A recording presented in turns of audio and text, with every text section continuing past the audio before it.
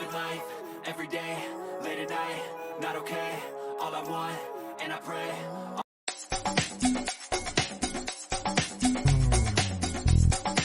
Showbiz Kachika TV. Hello mga kachika! Paglipad pa nga lamang patungong Malaybalay Bukidnon ay talaga namang very excited na nga ang mga fans ng kay Niel na sila Kyla Estrada at Daniel Padilla. Dahil isa nga lang ang ibig sabihin nito, tuloy na nga ang Incognito Season 2.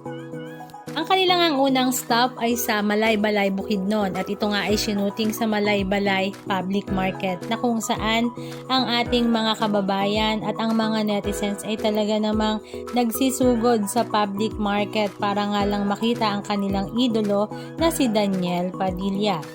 At as usual, hindi nga rin sila binigo ni Daniel Padilla dahil talaga namang pinagbigyan nga niya ang lahat sa picture-picture maging sa hi hello sa kanyang mga fans na talaga namang nakakatuwa dahil kahit gaano nga siya kasikat ay talaga namang very humble pa rin nga siya pagdating sa kanyang mga fans. Actually, alam naman nating lahat na si Daniel Padilla talaga ang tinitilaan ng karamihan. Unang-una dahil super gwapo nga nito, pangalawa ay super humble, at ang pangatlo nga ay ang chemistry nga niya kay Kyla Estrada kung saan talaga namang bagay na bagay nga ang dalawa.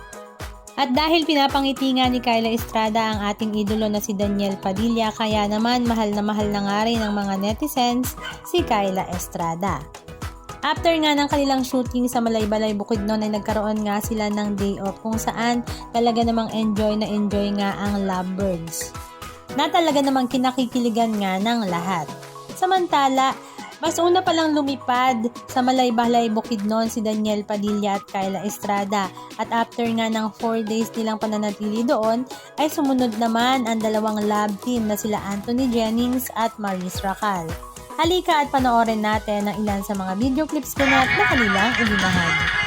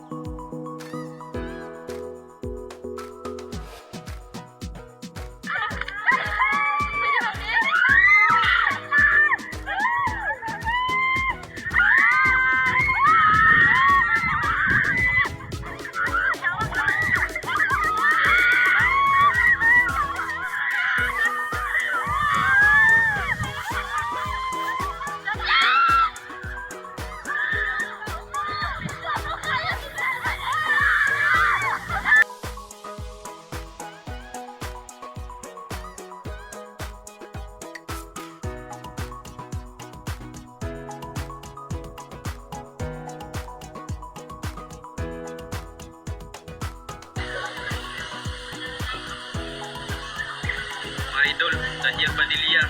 Welcome to Lake Apo. Sir, welcome to Lake Apo again, sir. Welcome back.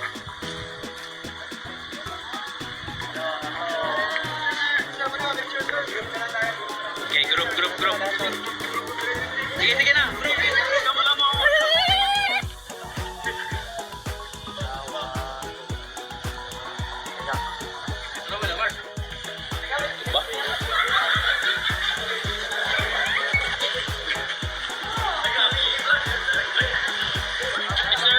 Anong masasabi niyo mga kachika? Just comment down below. And please don't forget to subscribe. Thank you!